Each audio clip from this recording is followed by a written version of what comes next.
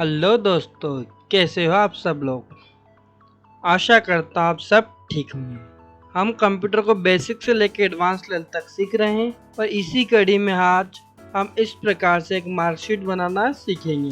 तो आप वीडियो को अंत तक जरूर देखें। अगर ये फाइल आप वर्ड फॉर्मेट में प्राप्त करना चाहते हैं तो डिस्क्रिप्शन में हमने टेलीग्राम चैनल और व्हाट्सएप चैनल का लिंक दिया हुआ है। आप वहां से जाकर हमारा चैनल ज्वाइन कर सकते हैं और वहां से ही इनका डाउनलोड लिंक भी दिया हुआ है, तो वहां से कर सकते हो और इसमें अपना अनुसार बदलाव करके इनका प्रयोग कर सकते हैं। तो ज़्यादा किसी देरी के शुरू करते हैं आज का ये वीडियो एक छोटे से इंट्रो के साथ, बिना किसी समय व्यर्थ किए।